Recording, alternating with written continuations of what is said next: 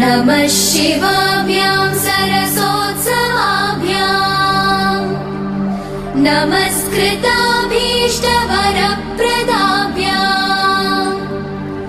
नारायणेनार्चितपादुकाभ्याम् नमो नमः शङ्करपार्वतीभ्याम् नमः शिवाभ्यां वृषवाहनाभ्याम् विरिञ्चि विष्णु इन्द्रसुपूजिताभ्याम् विभूतिपाटीरविलेपनाभ्याम् नमो नमः शङ्करपार्वतीभ्याम्